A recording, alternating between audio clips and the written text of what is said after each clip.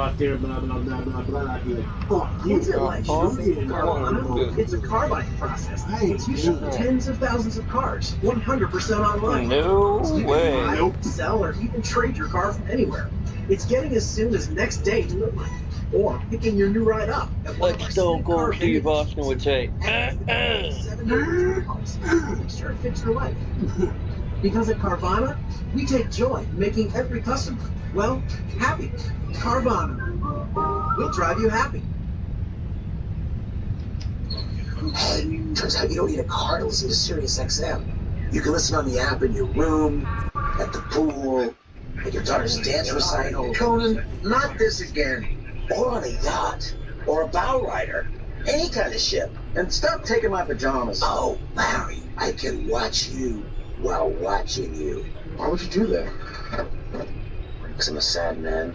It's little to do. Let's not. Because you don't get your show no more, you bitch. Because he sucks. Well, yeah, of course he I mean, sucks. he made it in the cancer times all within about a 5-6 slot he was in. And I think just because about of the anybody fact else you talk to by the will time you have get to had that family late at member night, that's died from the cancer. only people watching And are the ones that nobody's just lifting got home from the bar and they're smoking weed and trying to make sure they don't get a hangover tomorrow morning. So the Noonie Health Board That's somebody would be like me, but I would To be them, Conan. you're funny and stopping at Taco Bell is having a good meal before you go to sleep. So they're questionable on any decision. Donna told you there's been some concern in the community about the quality of the water and the sediments and contaminants in the wildlife and how that might be related to diseases in the community. For people who eat locally caught fish, the health risk to you is greater than the Alberta government has told you.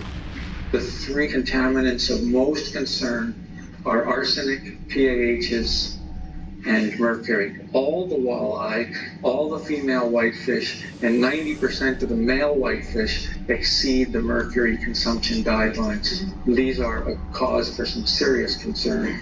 Oh my God. Fish are an important part of your diet. They're an important part of your culture, your community. And so it is difficult to recommend not to eat the fish.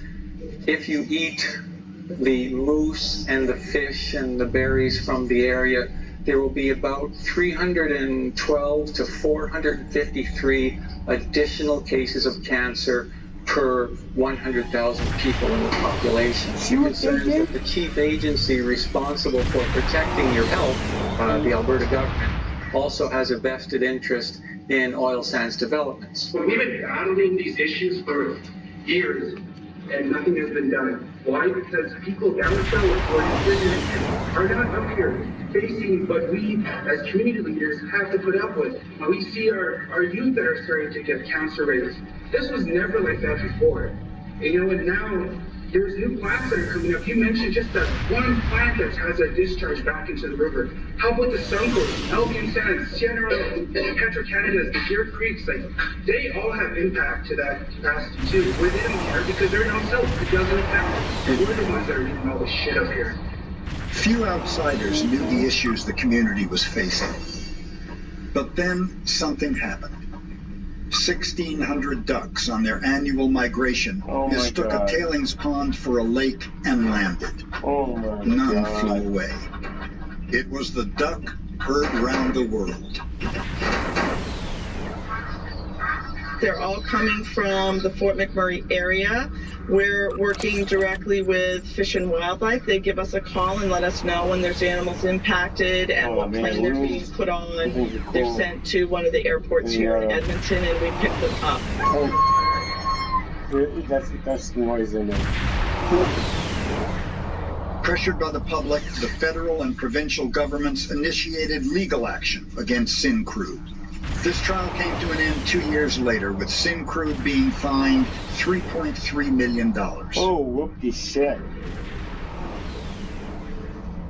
It's never gonna come. The fact is that birds die in these tailing lakes, large animals die in these tailing lakes because they're inherently dangerous. The only solution really is to eliminate these tailing lakes altogether. And again, that's another place that the federal and provincial government are failing their responsibility.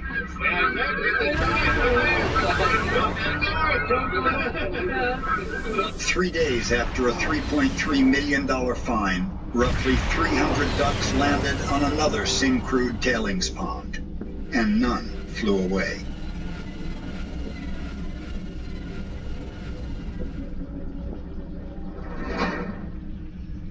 I went back to take a look at some of those tailings ponds where the ducks had died. This is interesting. We were here about 8 months ago, and there was a big sign here that said Syncrude. And we went off right here. Come back. Yeah, like that. Yeah. And here it comes. Hi there. Good. Good. I'm going to have to get you guys to leave right now. Oh, okay. Because, why? Why? Because you can't film here. I can't help it. You guys want to go. Well, I'm just a messenger. Who's telling you that? Come from higher up. From higher up? Corporate. How high up? Corporate. Corporate. So corporate cares about what we're doing. Yeah. Trespassing, so we can't allow that. You can't film. It's on the regulations. You can't film. Okay. All right. Well, we respect that. Okay. Thank you. I don't know, it just seems like the messaging here is just getting so tight. Ever since the duck incident, everything's changing. Out there before, it used to be a sign that said, "We move mountains here." It's the biggest earth-moving project since the pyramids. And now they removed the sign. I guess it's not PC anymore to have that kind of a sign, especially when you've got this ducks incident and all these ducks that are dying. Is there some kind of ironic way that the bird situation has helped raise awareness? There's more than waterfowl, and there's actually human beings that are involved in being affected in this, and that's what Canada and the rest of North America has to see, and the rest of the world, that there is actually communities downstream from this that are getting affected. Understand, these ducks come here on an annual basis. We are here yearly. What do we have to do? Do I have to line up 500 of my people and walk into a tailings pond to get that same response? Before I start, I would like to apologize for the fact that some of you were probably sitting in this gym waiting for us on April 17th when we were supposed to come and do this the last time.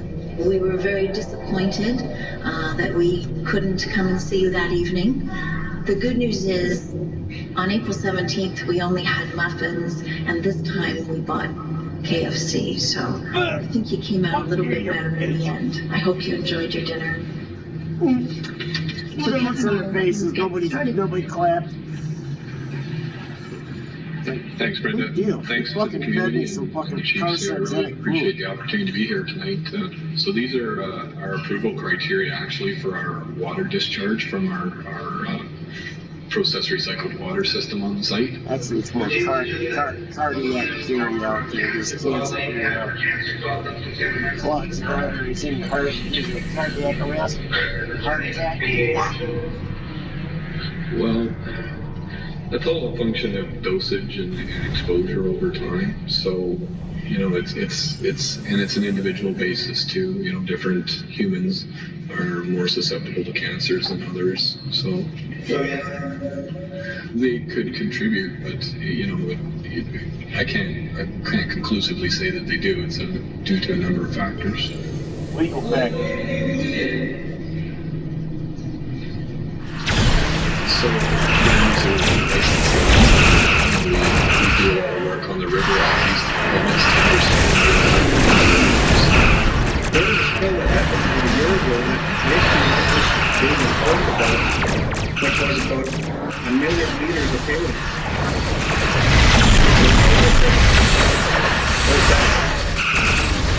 How can we tell people when the quality of things is going into our river system? We were born in it.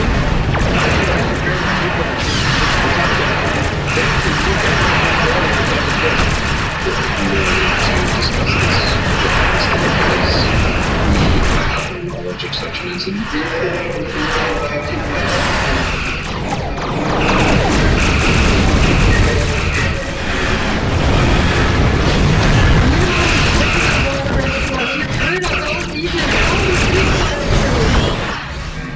lost a lot of people here.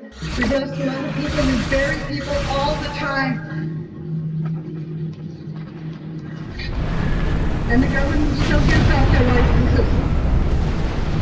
You should be ashamed of yourself.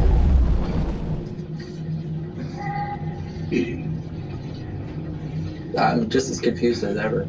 So when I began this trip, I had this naive idea that I was going to find out the truth. And what I've discovered is that truth, like the waters of the Athabasca River, is liquid. The arguments put forth by government and industry are that there is no cause for concern for people living downstream. But I've seen firsthand the obvious impact on this community. I'm realizing that how information is presented is critical. Only independent science can give me a holistic picture. So I go to Edmonton, where Dr. Schindler is working on a study of the contaminant loading in the river. There's two questions we want to answer. Number one is how much is the mining contributing to the toxicity of the Athabasca River? How much will those streams, if they are toxic, be diluted by the time that river reaches the Fort Chippewa area? Those two sit there. I read Schindler's study, which sampled contaminants that came out of smokestacks in the area. He found that in a 50 square kilometer radius, 11,000 metric tons of particulate got deposited in the snow in the winter months. When the snow melted, this particulate got into creeks and streams leading into the Athabasca River. This was the equivalent of a major oil spill. Water and air are totally interconnected. You can't look at one without considering the other. Dr. Schindler's findings prompted him to collaborate with Dr. Timoney and the people of Fort Chippewa to display for the press in Edmonton contaminated fish caught downstream of the tar sands. Schindler's research focused on the Athabasca River and impacts from mining. But mining is only the first step of the process. The second step is piping it to the upgraders. Now David will follow an imaginary drop of water eastward on the Saskatchewan River. Bill Donahue, a colleague of Dr. Schindler's, takes me on a visit to Upgrader Alley, where the mines are sending the heavy oil. But reduce the flow downstream and then potentially also there's the likelihood of increased contaminant loading in the river. A few years ago, I had the opportunity to visit the source of where these upgraders get their water from, the Saskatchewan Glacier. So this map was made in 1996, and it tells us that where we're standing there should be ice. And if you take a look, that's where the ice actually is. This glacier is the source of water for Edmonton, a city of 1 million people. A report by the Pembina Institute concluded that each upgrading plant will use a minimum of 5 billion liters of water annually, and only a quarter of this will be returned to the river. This could create the conditions for major conflicts with Saskatchewan and Manitoba over water. So what we do here in Edmonton affects Manitoba. Yeah, and I've been meetings, interprovincial meetings, where people from Manitoba and Saskatchewan have got up and expressed real alarm at what they see coming. I wonder what alarm bells are going off downstream on the North Saskatchewan River. David Sachin is a scientist working out of the University of Regina who has compiled an impressive array of data on the river's flow over time. We've been studying the North Saskatchewan River for the past several years, and in particular, the record of stream flow for the last millennium. And the reason we collect wood is because the tree rings record the weather, and on the prairies, they record how much water was available every year. Trees are excellent, but we want validation of what we see in the trees. So a few years ago, I sent a student to the Hudson Bay Archives in Winnipeg, Manitoba. He found this gem from 1796 from Fort Edmonton on the North Saskatchewan River. And I quote the fur traders as saying that the furs could not be moved, there being no water in the river. So that spring, the North Saskatchewan River could not support a canoe. And we've seen nothing like it since then, nothing that would cause the entire North Saskatchewan River to literally dry up. but it's entirely possible it can happen in the future. This thing was after all this about 14 years old, and we're talking about a severe drought that happened just 200 years ago. If all of those upgrades or something like 9 get built, the amount of water that's required will be about 10 times the current production for the city of Edmonton. And I've seen quotes from opponents of these developments where they refer to the North Saskatchewan water as reliable, and the river being a viable source of water. And I'm not sure if they reach this conclusion. But Sachin warned me about a related industry that could put even more pressure on the river. I've read the proposal from Bruce Power for this nuclear power facility that would be built next to the North Saskatchewan River. Apparently, the purpose of this nuclear power facility would be to supply the people of Saskatchewan with an additional source of power. But given its proximity to the Alberta oil sands, it's hard to imagine that there wouldn't be another customer. Currently, the tar sands power their operations using large amounts of natural gas. Since Canada only has enough natural gas to extract 29% of the available bitumen, government and industry are pushing for nuclear energy to fill the void once the natural gas runs out. So what happens to a nuclear power plant if it runs out of water? I'm not sure what the consequences are if the nuclear reactor runs out of water. Just based on my rudimentary understanding of nuclear power, it has to be cooled using a source of water. And so I can only imagine what the consequences are if they run out of water. And I'm not sure they're taking that into account because they must be fairly confident that this river would never run dry. And yet we have the quote from the Hudson Bay Company indicating that they couldn't move furs, there being no water in the river.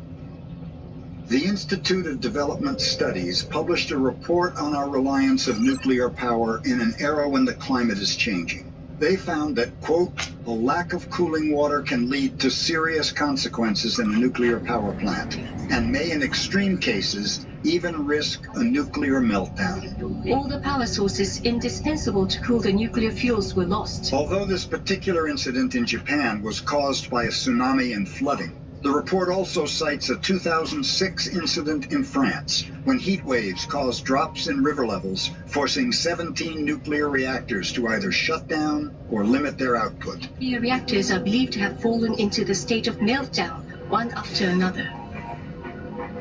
A large amount of radioactive substances have been dispersed.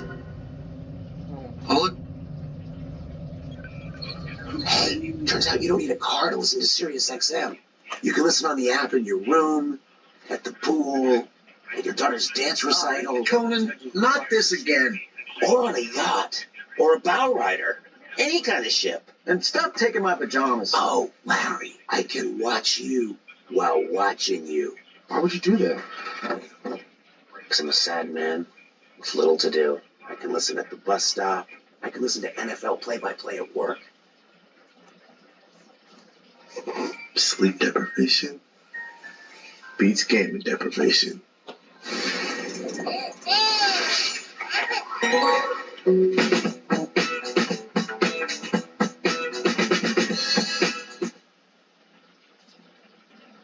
Let's be real. Who has the time to clean an hour or two a week? Not us. But a few minutes here or there? Totally doable. So we started Swiffery. It's a fast and easy way to clean without the whole production. For our floors, super heavy cross-strap and monsters dusting here without moving furniture. So simple. And dusters easily get into hard-to-reach places without climbing a step ladder. We'll trap them all dust in one swipe. We stopped cleaning and started Swiffery.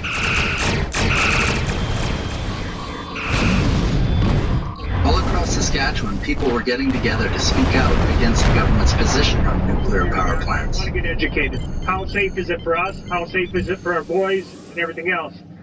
I've tried to come to the conclusion, I can live with it myself. This is what it's all about, these young fellas. And we got to look out for them. I guess with the health part, I think maybe the town mayor here maybe said it best. We've got one group here saying the world's going to end with the health thing, another side saying it's perfectly safe. And it's up to us to find what acceptable risk is. I feel with our children, there is no acceptable risk.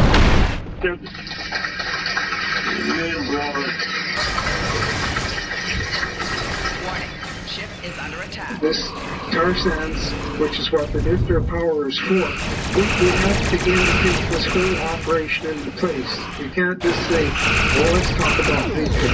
Let's talk about an upgrader. Let's go on. We have to take this whole thing together all in one shot, not at all. And if we don't want the whole shot, don't know how that works. And here I thought I was going on a glacier hike and a canoe trip to follow a drop of water. But now I find myself watching the final days of an energy era, the downward spiral into chaos as we struggle to use any means necessary, including nuclear, to extend the age of oil. Dude. Back in Alberta, upgraders were raising the stakes for another community on the banks of the Athabasca River. It is being trailed here by security. So last winter there was a huge explosion at an upgrading plant. I guess reports were saying that the workers were running for their lives. There was huge corrugated sheets of iron raining down from the sky, and one worker ended up with third-degree burns. This is the same upgrading plant where one of the workers died when he drowned in a tailings pond.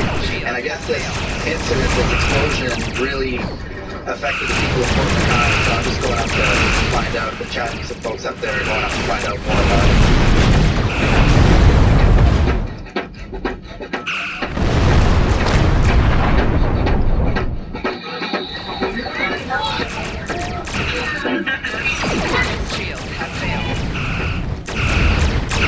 The blast was felt and heard by a number of community residents here. So at that time, I believe you can see some of the black plumes. It's a good thing. Yeah, the wind was blowing in the right direction. Because it was a westerly wind, it was taking the blast away, the smoke away from the community. Who knows what's in that plume of smoke? In these blasts, you got hundreds, thousands of tons of chemicals. Mike Orr showed me the plant in question. The time that the explosion happened, I got a call with some people there. They were on some pieces of equipment in the area there. They just got off the equipment, ran to the parking lot, got into their own vehicles, and just took off right out of it. That's how scared they was. Mike took me on a mystery tour to an area in the bush that was attracting national attention.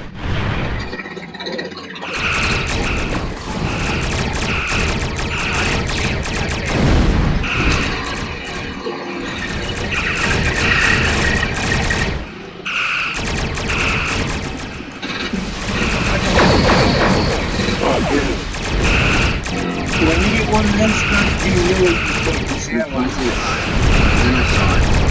This waterfall I had never seen. I had followed my imaginary drop of water into a graveyard. It's a two-sided tailings pond, yes. They have two birds, and the left side is open to the vegetation and everything right into the bush. You see all the tar sand, this, the locomotive, the pipes from the process, I guess, and it all comes into here and flows right into there. And you get to see right into the tree line and whatnot, the tar. So it's leaking into the bush. Right into the bush, right into the. And when I came out here, we made a few trips out here. Also seen, rabbits, chickens, wolves right in this whole area right here because this is all fresh vegetation. Even CBC News, they took some shots of that. So I know all the other tailings ponds that got dams around them. So it's safe leaking into the bush. So how are they allowed to do that? I know, they said it was approved. It was pre-approved. 20 minutes either direction, we come upon one of these things, and these people in the community feel like, like cattle.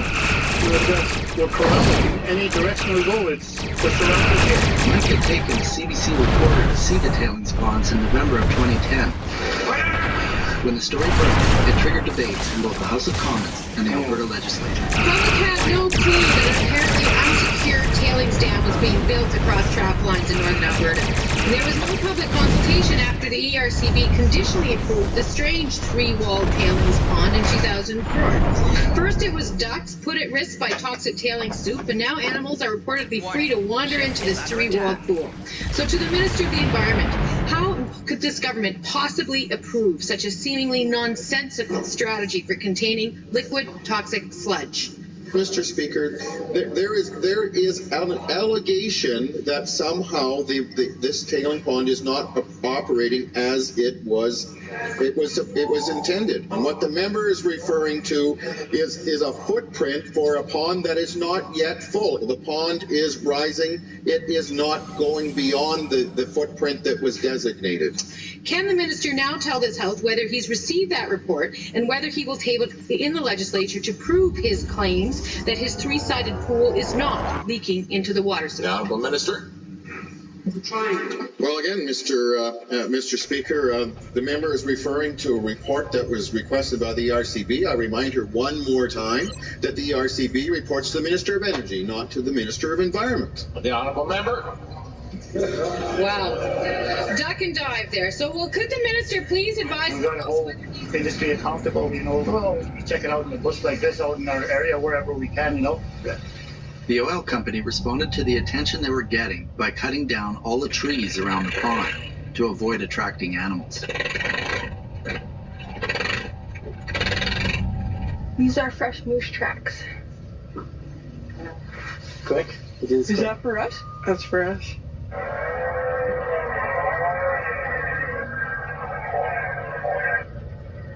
Thinking we were a herd of caribou, the noisemakers designed to scare animals away went off. My personal favorite was the screaming man. There's beaver and muskrat swimming right there. You can see there's still no barrier. There's no differentiating between what the tailings water is and what the fresh water is. This is the fourth side of the tailings that's open. They may have been operating within their legal permit, but not their moral permit.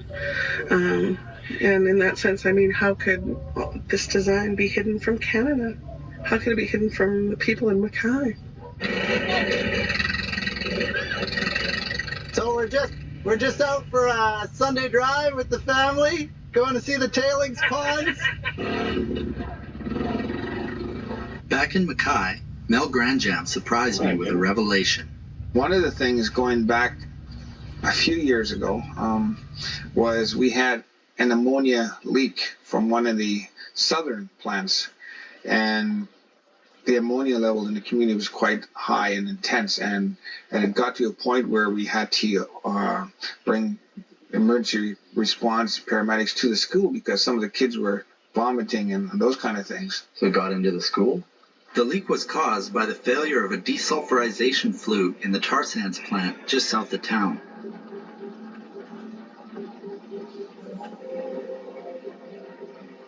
Can you tell me what happened that day? People were getting lightheaded, people were puking, some people passed out, and everyone was freaking out, and they didn't know what to do.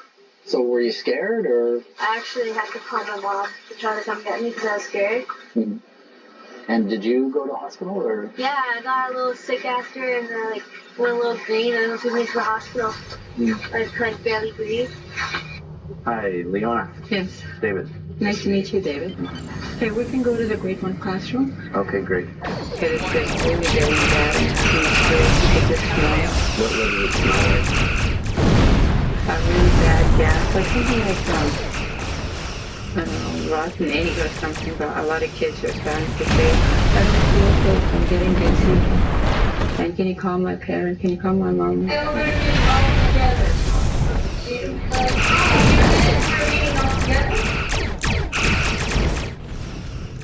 Target's shields have failed. There were 20 odd kids affected, 5 of them transported to the ER in Public Murray. What's the general response as a physician when you come across somebody who's been poisoned by ammonia? Ammonia, or anhydrous ammonia as ammonia gas is called, is very caustic. The symptoms can vary from mild eye irritation, nasal passage irritation, to more severe mucosal that can involve the airways, the lungs, general respiratory support, so very to quite severe. There's a big expectation in the community that there will be more events or process upsets, as the industry likes to call them. Process upsets? Process upsets. Oh, wow. It's a dangerous industry, as the industry itself says. And Fort Mackay is right smack dab in the middle. Right. Who's responsible? Well, everybody can easily point at the plants.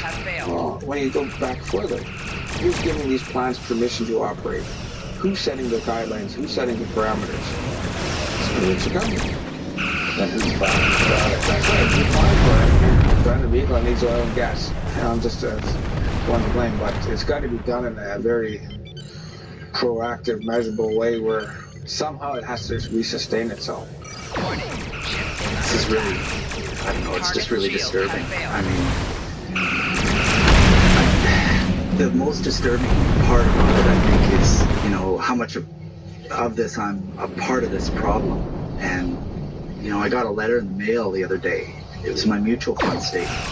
And it told me I actually have programs in these companies that do this kind of stuff. And, you know, I've learned a lot of ways to get up here. I'm such a part of this problem. But if I'm a part of this problem, conversely, that means I'm also part of the solution. And, you know, the ironic thing about this is that it happened on April 28, 2006. So that's 2 years to the day prior to the dumping. I mean, 2 years to the day. That's not a coincidence. That's the universe trying to tell us something. What are you going to do about it? What am I going to do? Well, I believe in the power of question. If you ask a person in a position of power a question, it tells them that you are paying attention to what they're doing. When you pay attention to their behavior changes.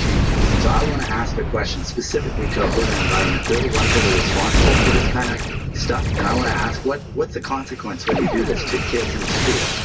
You know, what was the fine? That's what I want to know.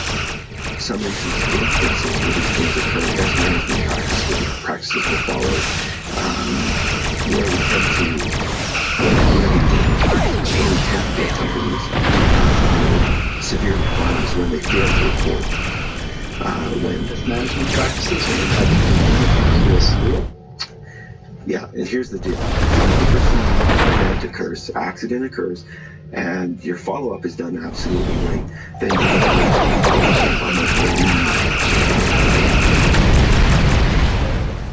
resolved.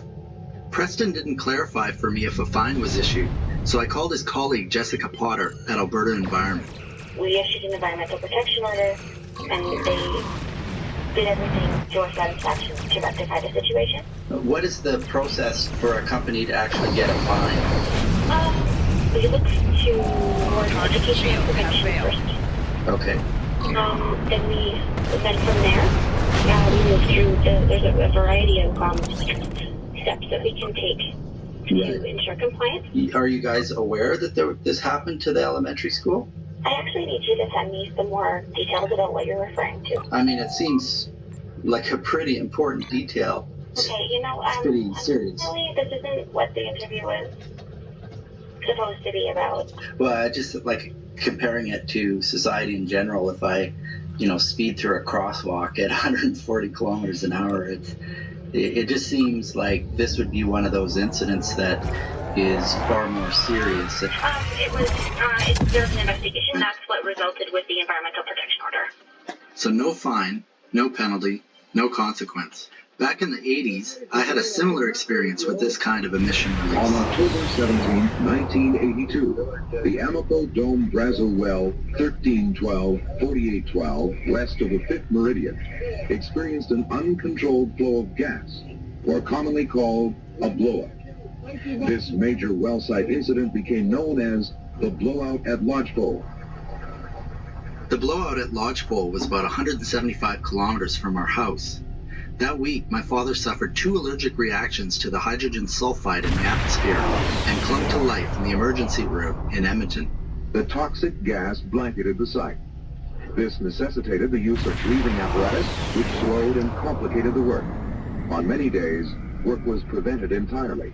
It's not easy to forget watching your father struggle to breathe.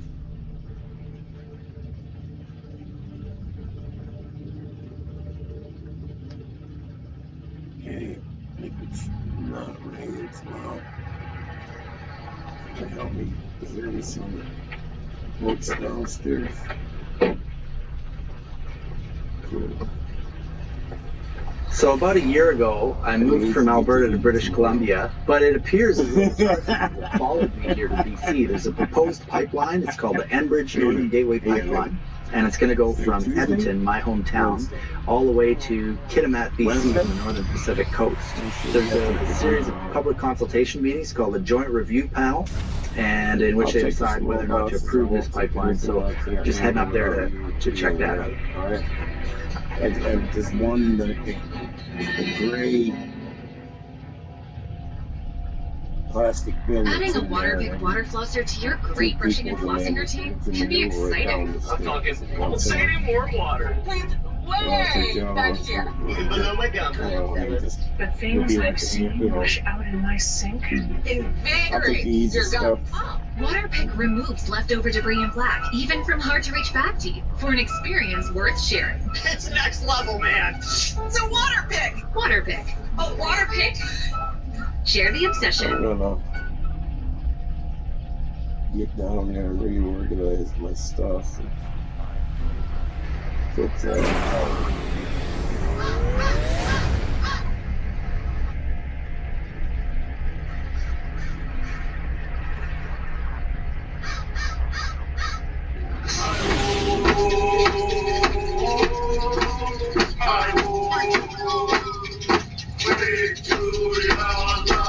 We have traveled to Kitimat from Bella Bella, our village. That community is a commercial fishing village. We take our sustenance from the land and sea still today. That is what is at risk.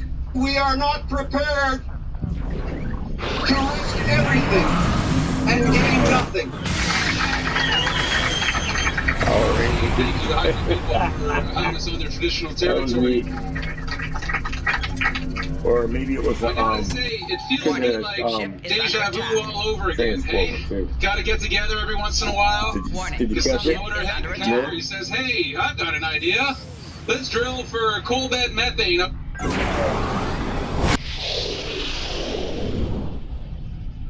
Everything and gain nothing. Yeah. Transformer, right? Optimus Prime.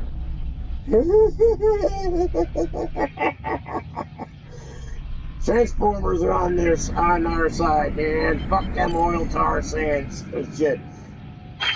Too important.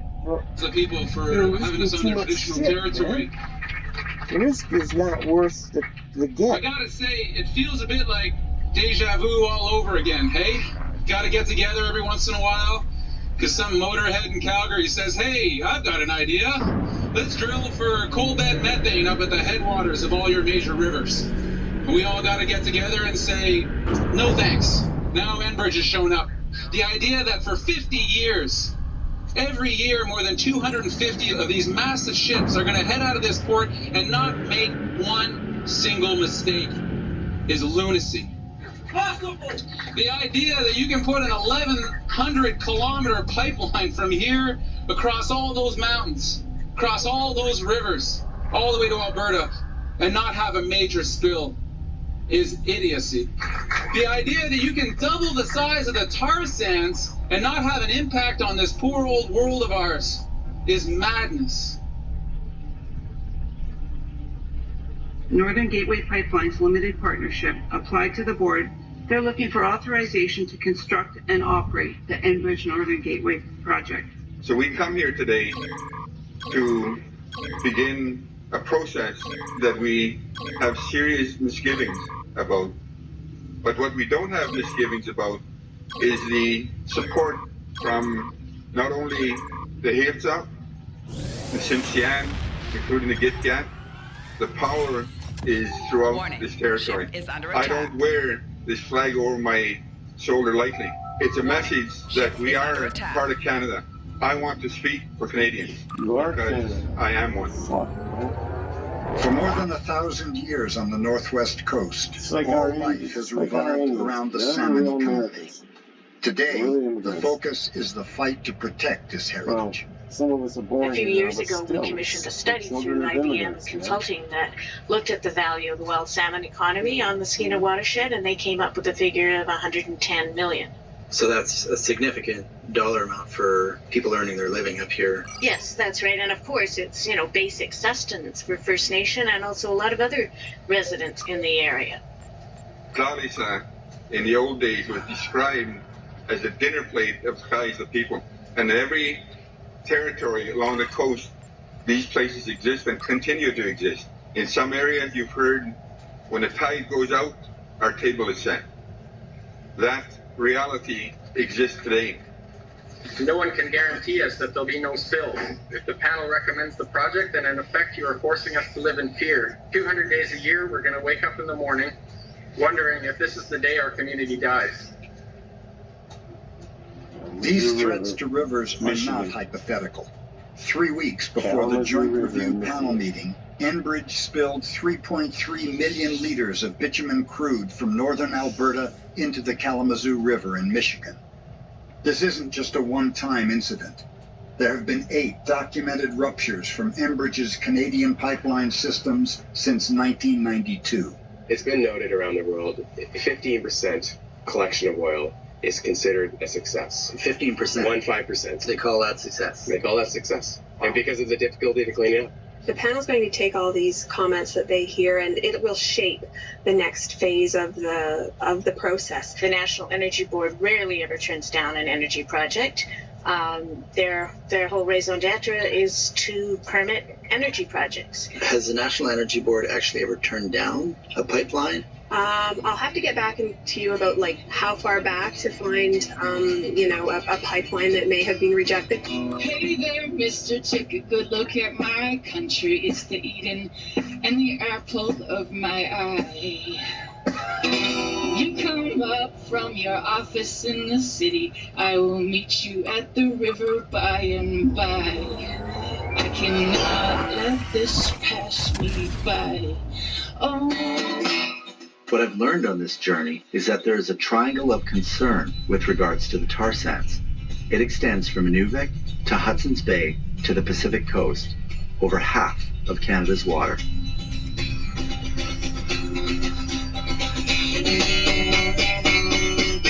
Hey there, mister, take a good look at my country. We're locking ourselves into a 20th century energy system on the cusp of a transition to a new energy system. And while, yes, you and I both drove our cars here fueled with oil, which was probably got a genesis from the tar sands, there's no need for that 20 years from now. We can transform our vehicle stock in North America in 10 years if we really put our minds to it.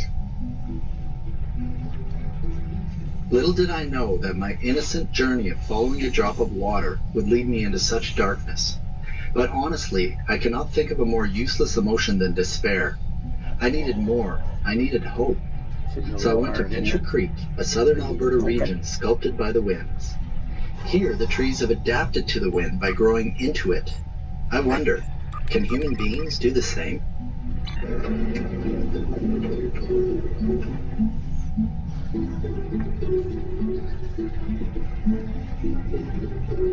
Ironically, in order to get a sneak preview of Canada's potential energy future, I had to go back in time. This Hutterite community is embracing a new paradigm of how we can produce, use, and distribute energy. Mike Gross is one of the elders in the community. Tell me about the colony. How big is it? We are about 125 people. We are Anabaptists. Anabaptist? Anabaptist, yeah. Okay.